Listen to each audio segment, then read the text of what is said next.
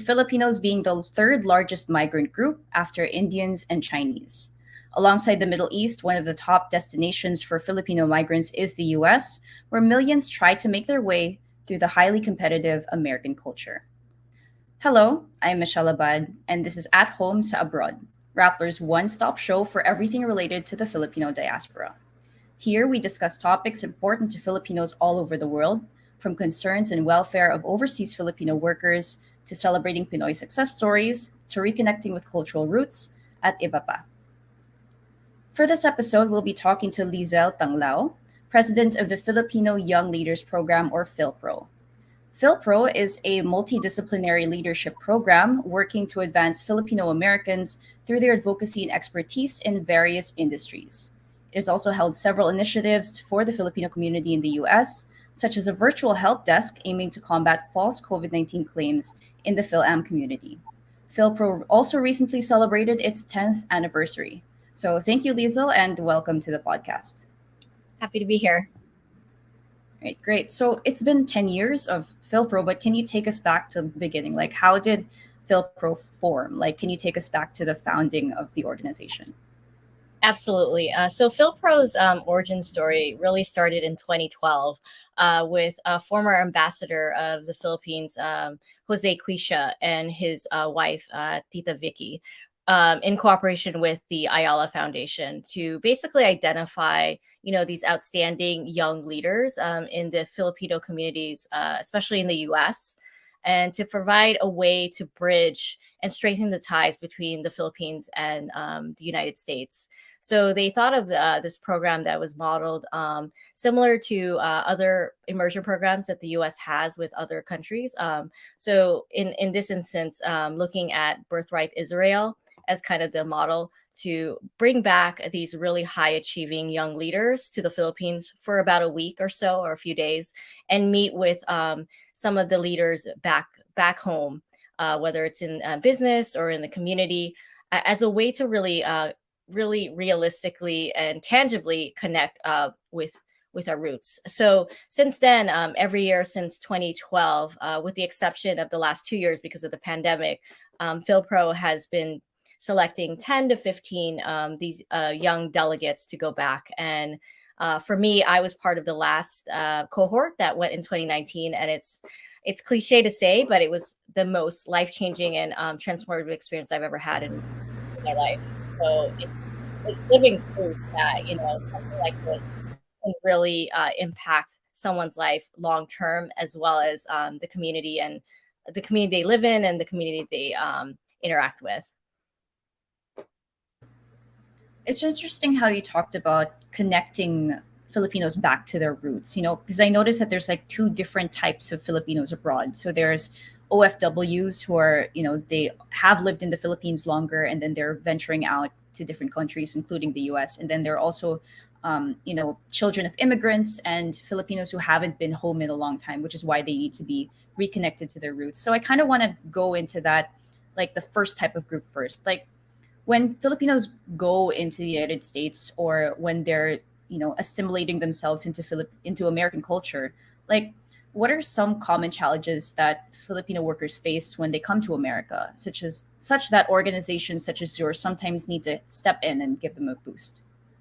Yeah, I think some of the challenges that anyone face whenever you're in a new situation is trying to find your community. So whether you are coming in here on a certain visa or for school, it's like it can be tough when you don't know anybody and you're in a completely new situation. So I think that's a huge challenge. And for organizations like us, we always try to see how do we really integrate ourselves in the communities we live in? Because I think it's easy to say that, oh, community service, donate money, but really I think where it's the key differentiating factor in terms of having some impact is like making sure how do we, put that like, personal touch, whether it's, holding like as simple as like networking events or things that remind you of home, where it's that can resonate for somebody that's new and like literally reaching out, whereas it can be scary. It's like I don't know, like it could be there could also be a language barrier as well. So I think for folks that are new to the country, how do we make sure they also feel like they're part of the community here? So we always try to look for ways to do that in whatever industry we're currently in. I'm wondering, like, have there been certain instances where, like, you have been, holding a certain engagement program or an event where, the two types of groups clash, and there might be some kind of culture shock for the new immigrants that just came in, and like suddenly they're interacting with Filipinos who look like them and might have similar backgrounds to them, but suddenly they are like, they're more foreign to them, even though they kind of look the same. Like, and how do you like try to facilitate those types of interactions? It's interesting you asked that question because in many ways that's kind of just the core of PhilPro, where it's like the bridge. Because in many ways we view ourselves as the bridge, and like how do we make sure that we're not being exclusionary, but also being inclusionary in the sense that like what does it mean to be Filipino? Like just because I wasn't born in the Philippines, does that make me less Filipino? Or just because like I am from the Philippines, but I'm not and I'm trying to be part of America, does that make me less American? So I think for us, there's always that kind of delicate balance of like, how do we navigate those identities? So, a great example of like how we do that is like some of the legacy projects that a lot of our alumni have taken on. Really kind of pulls that string in terms of like what does this mean to be truly a bridge, and in many ways that you may not even think of. And for PhilPro alums, that's something that I think, whether it's explicit or indirectly, is already kind of on the back of our minds, and trying to figure out like at the end of the day, it's like how do we kind of live that life and lead with empathy, so regardless of what industry you are part of, because it's like how do we meet people halfway, and that kind of manifests itself with some of the projects that we take on, whether it's mentoring, being a mentor or being a mentee for folks that are either ahead of us or right behind us, and and helping people navigate those spaces that might be unfamiliar to them. Yeah, you mentioned your legacy project. So, yeah, tell us about your immersion program that you have. Is it every year? Is that right? Or it was like stopped during the pandemic, right? Yeah, so since our signature immersion program, which was really the beginning of what PhilPro is, but now has kind of been in its evolution. It takes place every year, minus the last 2 years because of the pandemic. So it's evolved since its beginning. I believe the first class in 2012 it was only about, I think, three days. It wasn't even a full week. Now in the last class, I was part of the last class that went in 2019. It amounts to be about a week or so.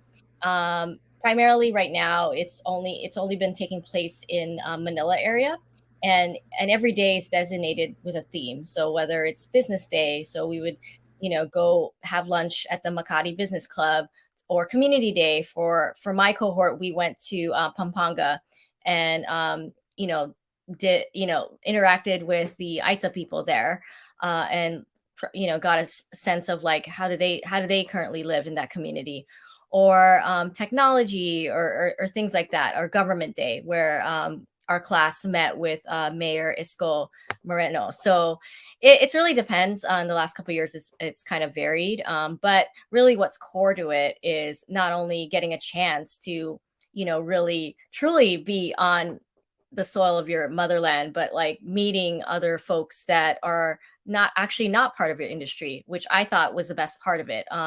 For me, my day job, I'm a journalist by trade, so everything like anything we interacted with was just very much of interest to me, just because everyone has a story to tell. But at the end of the day, I think the best part of the immersion program, and I think a lot of the alumni will agree with me, is yes, it's like definitely the experience of going back, or for some people the first time in a long time going back, but really going back on your own and having this shared experience with your peer group makes a huge difference versus going back with your family. Because I think oftentimes family is very protective of your experience. You may not get to see everything, it's very filtered versus with our immersion program, you know, we always take, it was always taking safety is always a top concern.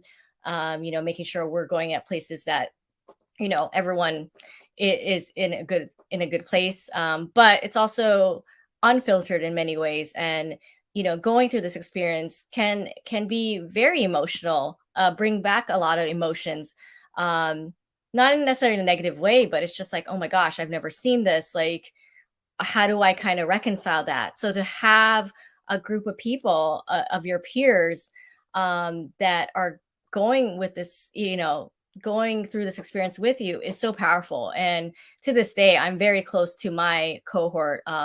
We're spread out all over the place, from Guam to Hawaii to California to Washington, D.C. But they essentially are like family to me. Like, I feel like I can call them any time of day. They will pick up, and we'll have a conversation. They'll help whatever we need to do, and that is like literally, I think, the true power of PhilPro. Yes, it started out as an immersion program, but we are so much more than that, and that manifests itself from like some of the legacy projects that have come out of it that our alumni have done, as well as things that are much larger, such as TIO. Yeah, interesting how you talked about how important it is for, and how life changing it is for some of the delegates who have gone through this program. But can you like tell us more how it actually is designed? Like, for example, before you leave the states, like, do you consult with them? Is there a particular community you want to go to, or do you want to focus on the business sector? And then, like, how do you like coordinate that with, say, for example, if it's a community visit here in the Philippines, do you have to coordinate with the local governments here, or how do you make meaningful interactions with the people that they visit here during their immersion program, and maybe how does it actually help them when they go back to the states and pursue their careers? That's a great question. So traditionally, in the last 8 cohorts, the template has really been kind of thematic, right? So like, whether there's a business day, there's a community day, there's a government day. So kind of like those different types of buckets. And working with our partners, which this would not be possible without the support from the Ayala Foundation, which is obviously based in the Philippines. We work very closely with them. They are essentially the ones on the ground with us the whole time. And they really, we try to, in partnership with them, we try to kind of cater the programming based on who's in the cohort. So for example, for my year, there's always a media aspect to it. So we were lucky enough to actually visit Rappler's office that year in 2019. So that, for me personally, that was great. And for other folks, like, for example, we had somebody that their grandfather was buried at the cemetery. Forgive me, what it's called, the Bayani Cemetery. So we actually Mga Bayani. yes. So we All took right. actually a detour. Yeah, thank you. So we took a detour there. I think it was day 0. This is like the first day when everyone met, because we happened to know that one of our fellow batchmates had a grandfather there that wanted to go see the grave. So we were able to go there, and that was obviously very powerful. So we always try to like make sure that we are also catering to some of the interests of our cohort that we pick that year, to make sure that it's just as meaningful, right? Because then what's the point if like we're just then it becomes sort of like a lecture. So we want to make sure this is interactive. We want to make sure it's useful for folks that participate, as well. And then obviously our other partners in this is the Department of Foreign Affairs. So obviously they've been very helpful in getting access to talk to, for example, the Department of Tourism and trade and things like that. So that's just great for just everyone in general to understand, like, okay, if I ever wanted to start a business in the Philippines, where do I even start? And being able to be in the room with the agency that actually regulates that and actually like does that is super super helpful. So just because again, it's like almost a reverse. So we're kind of the new, for the Fil-Ams that are on this trip, it's like, oh, where do we even start? What do we do? What's the things that we need to keep in mind? And so it's helpful to have a direct connection there. So really, I think we, and especially in this year, that now that we're starting it, we want to make sure that whoever is in the final class, it is a diverse class, that is very representative of, the diaspora in the US. So whether it's, obviously a diversity in age, in profession, geographically, where do they come from, and then, what is like kind of their idea of like what they want to kind of contribute. So that's super important to us, to make sure that it's a good, well balanced class, so it's not all just one thing over the other, because that's what really is the strength of the program, is being in a space that I think you would normally not interact with. I can definitely say that for me personally, like a lot of the folks, alumni that are in my class, as well as the other folks in other classes, I don't know if I would have ever interacted with them, to be honest, if it wasn't this program. And just being able to interact with them and work with them on common projects has been just so meaningful in so many ways that I don't even know how to describe it. And I think that is, again, why it's so life changing, because it's like, you're able to practice a lot of these leadership development skills, where you may not be able to do that in your day job for whatever reason. For many of us, we're in spaces that don't allow us to do that. So to be able to kind of do that in community, in a very supportive environment, is one way that we can continue to foster, our leadership skills, which as leaders, we're always learning, we're always growing. And like, how do we grow if we don't step out of our comfort zone to do that? Okay, so one of the desired outcomes of the immersion program is like a legacy project, right? So what have been some of the legacy projects that PhilPro alumni have formed, and how have they helped the PhilAm community? Yeah, the amount of the legacy projects that we have, is incredible, and it's very diverse. So some of the ones that I can name immediately, that is, kind of illustrates some of the bridge aspect of it, is, for example, our current vice president, Jan Paul Ferrer. He started a business in the Philippines called, Benchon, Silk Enterprise. So it's a social enterprise business that basically, employs folks in the Philippines with the weaving and stuff. So I don't remember what year he started that, but it's a great example of like, hey, he currently works in the financial industry, but like he decided, he was just so touched from the program, he decided, I want to do something, I want to start a business, and he went ahead and did that.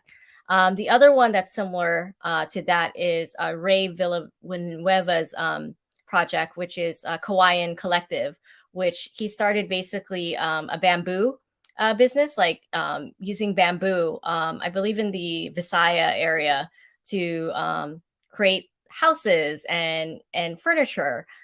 So he literally uprooted his family, which I think he was living in Seattle at the time, and literally moved all of them there, and they're running the business full time there. So it's great to see that.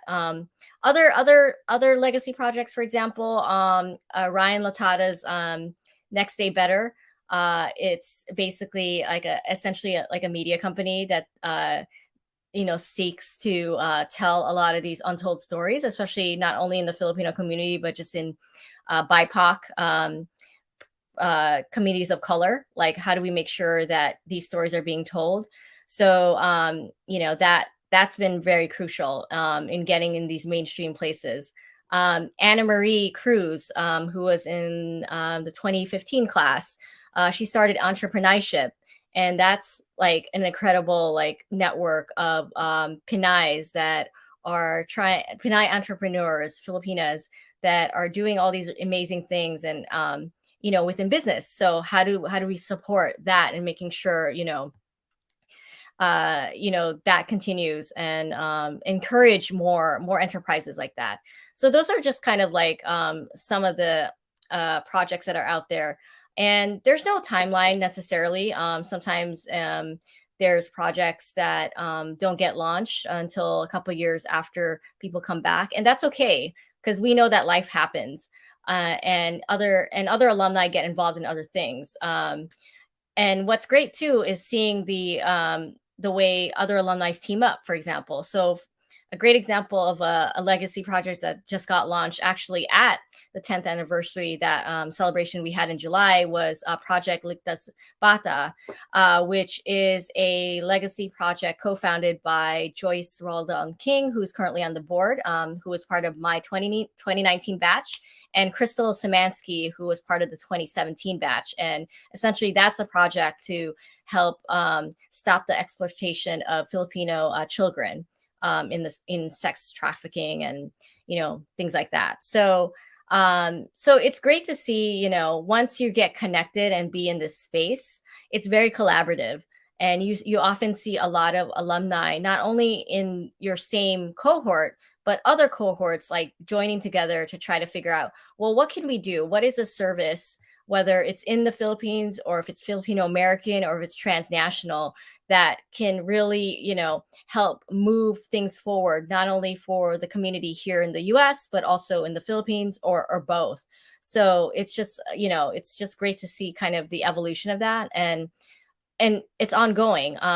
So it's really dependent on the delegate and the alumni. Some of these projects are just like kind of a one-time thing. Some of them are constantly going. Some of them are still forming and whatnot. So it's not, the way I look at it, it's kind of a living and ongoing thing versus like it's a one and done.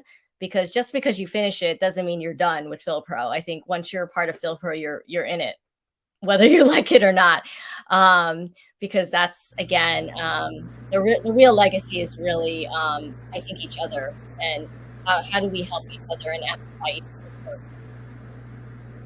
Right. It's really cool how you talked about how the program not just only helps Filipinos in their individual careers and industries, but it also kind of fosters a certain environment where Filipinos and Filipino Americans can like collaborate with each other, right? So that is it's kind of like a variation of the concept of bayanihan, right? So like we help each other to go towards common goals. And even if there's not a common goal, you still want to help each other. So let's talk about another project that PhilPro has done, which is the Tayo project. So it has served the Filipino community during the COVID-19 pandemic. So what have been the issues and concerns that the Filipino community in the U.S. Have what are the issues and concerns about COVID-19 that they have raised during the pandemic? Close to my heart, because it's really what kind of really got me very deep into the program itself, right?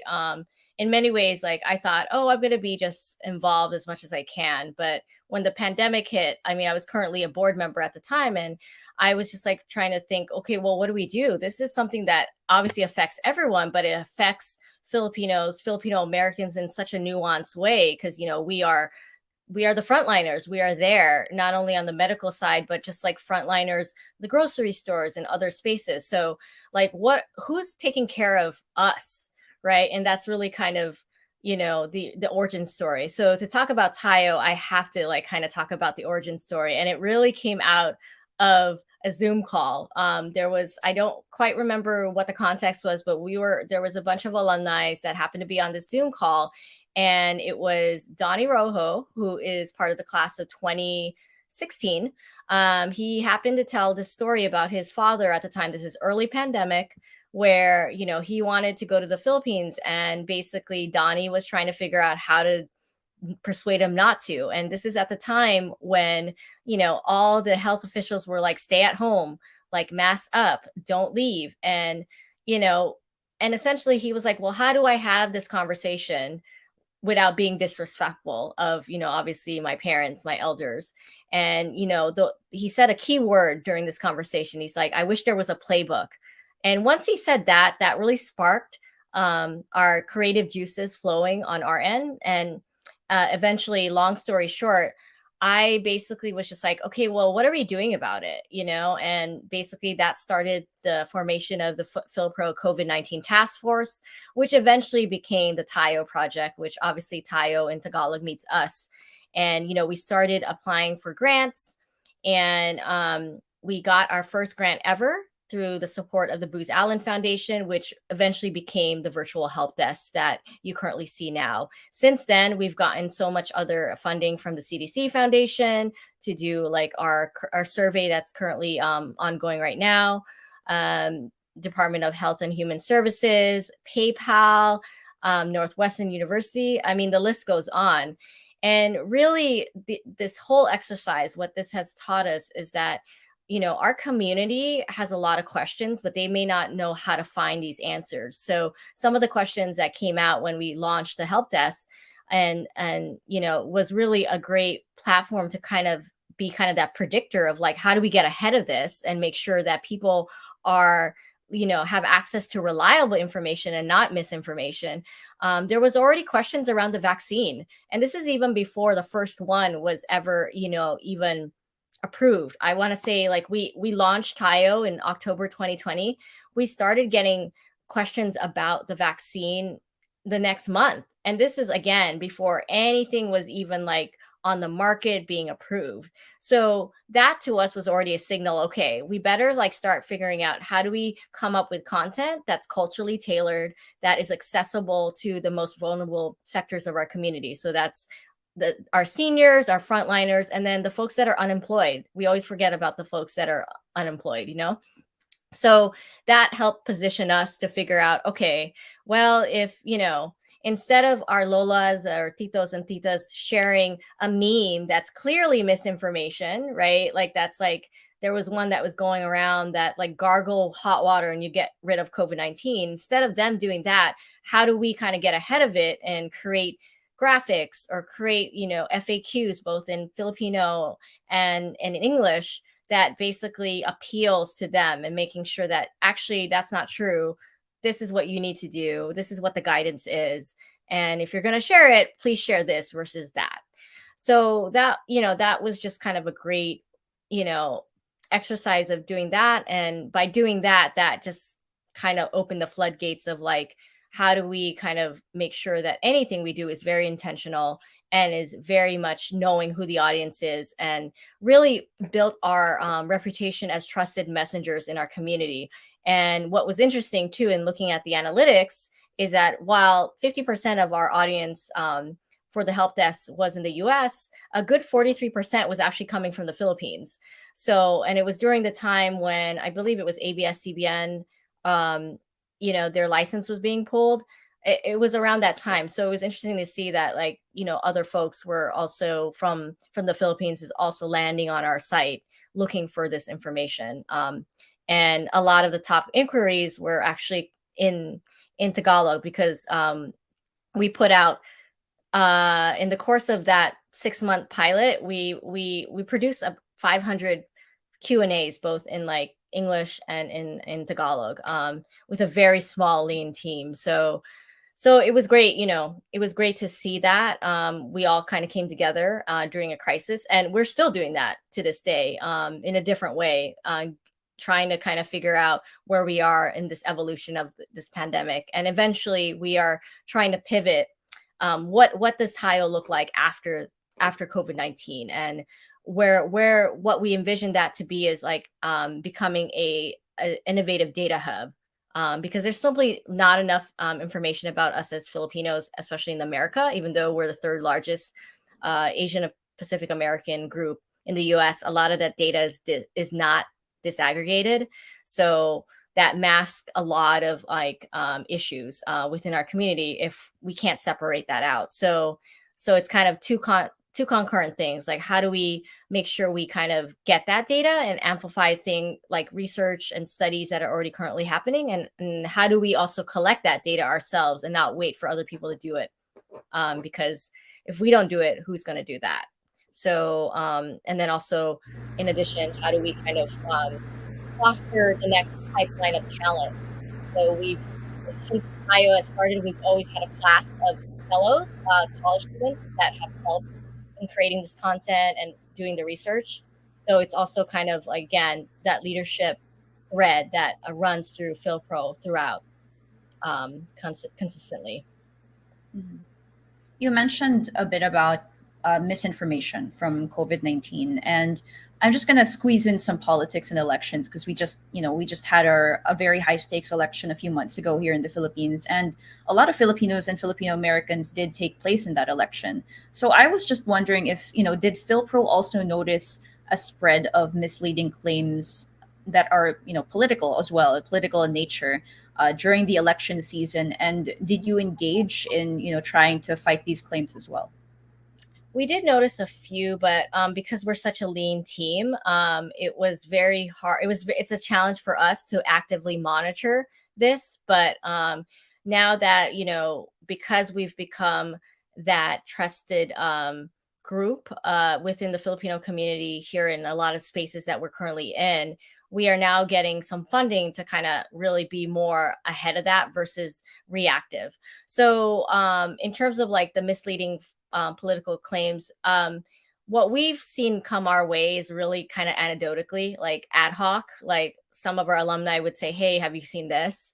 But because we're so lean and like resource strapped, we weren't really able to do as much. But I think now, because we're in a better position and now we're getting some funding to actually do this work, we're looking forward to making sure that we are looking at all of that, not just COVID-19, but also the political undercurrents that may be starting to bubble up. And so how do we, by essentially following those influencers that are kind of putting that stuff out there, because it's by the time it reaches the surface it's almost too late, right? So I think monitoring how you guys have been doing, as well as other folks in other communities of color, this is why it's great to be kind of in these spaces to exchange and do like these knowledge sharing stuff. So we are currently in the process of trying to figure out what does that look like. It's just, again, because we're just such a tiny team, we haven't been able to like actively do things, but we're looking forward to doing that in the coming months with the funding that we just received. So Yeah, I think that's like an opportunity since you did mention that you're kind of thinking about what to do with Tayo after COVID-19. But, COVID-19 is still here. So, but, that's an idea, that's an opportunity. So I think that would be really interesting if PhilPro would actually be, able to engage in disinformation since it's really, it's a culture. It's unfortunately, it's spreading really bad here in the Philippines, and it does spread to overseas Filipinos as well. So speaking of the future, what are PhilPro's plans for the future? So you've celebrated 10 years so far. Would you have a 10-year outlook for upcoming projects and initiatives? yeah, so I think it's always smart to always look future looking, but also obviously honoring the past, because we wouldn't be here without all the kind of the building blocks of like the origin story of PhilPro. But I mean, just in general, I think looking to obviously increase capacity, which is always a challenge for any nonprofit. Would love to see if we can shore up our operations, eventually hire staff, but really, continue the work that we started with last year. So kudos to our 2021 president, Luella Cabalona, who really set things in motion to open up membership. So prior to opening up membership late last year, you could only have been a member of PhilPro if you would have gone to the immersion program. But I think obviously that's just very limiting, because if that was the case, we would only literally have 84 people. So that's not a way to be sustainable. So making sure that we're continuing to build that, and also, expand things like what Tayo has done, right? Tayo is a great case study example of like truly being multidisciplinary, getting people together under one cause and continue to build on that. So like, if PhilPro before was really only the immersion program, I would say that's absolutely not true anymore. I think PhilPro is really us in the larger sense. It's really the alumni, it's the members, it's our extended network. And, how do we make sure we are continuing to, help each other and amplify each other's work, because it's not a competition. It should never be a competition. It's really, we are, it's really kind of capturing that Kapwa spirit, the Bainihan spirit you had alluded to earlier. Because in the end, it's just like we're all here, we're all in this together, whether you're in the Philippines or in the US or somewhere in the diaspora. And it only helps all of us if we are constantly thinking of like, how do we make sure, we're leaving an impact? How do we make sure we leave the place that we found better than it was when we left it, so we can only do that if we are aware of like what people are doing. So I think that's why really at the end of the day, it's like, how do we kind of supercharge the network and really reach beyond obviously the Filipino community, but beyond that, and look for alignment across different areas, different organizations, different communities, which is where I think the true magic happens. And that's where I think is the true power behind an organization like FilPro, is really like providing these spaces to allow for these collaborations, these partnerships, because we can't do it alone. We can't do it alone, nor should we. And I think knowing that there are people that look like me, that think like me, that come from the same background, that is willing to help, only is very encouraging, and hopefully, that inspires other people to take a risk, to go outside their comfort zone.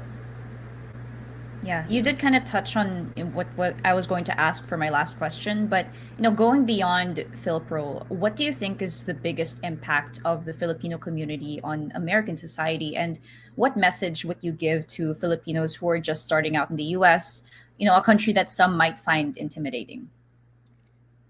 Filipinos, I think, when I think about our community, we are everywhere, and that could be daunting, but that is like our strength, because I know I can go anywhere in Maintown, USA, and, know that if I see someone that looks like they're Filipino, I can just go up to them and I know they'd help me out, because that's just our culture. But what I would say overall, my message to folks, whether you're new here or you've been here or trying to get involved in the community, is that know that you do bring value. Sometimes it could be very easy to compare ourselves to other communities, or you look at titles and I don't have that, and that's not simply true. I think we are all here for a purpose, and part of our journey is trying to figure that out and live a life of purpose. And again, you're not alone, and not being afraid to ask for help. I think it could be easy to kind of just do your own thing and whatnot, but I think where the greatest impact you have is like sharing that with other people, and that's the true legacy here. So it's like not forgetting that things can get tough, and it can be challenging, but I think the one thing that I've learned in the last 20 years of working in corporate America in spaces that there are few Filipinos, is that what, you do have agency, you do have a choice, and there are people there willing to help, and you just got to be not afraid to reach out, and it goes both ways. So I think it's really, it's going to be not always fun, but it's always kind of a balance, and that's kind of what life is. And like, that's what community is, and that's what I think being Filipino is all about. It's like being that innovator and figuring out like, how do we take something that we have and make it work. And I think that's part of all of our journeys, and being respectful of that, and making sure that we are also leaving things better than how we like left it. All right, so I think we can end there. So thank you, Lizelle, for your time. Thank you so much.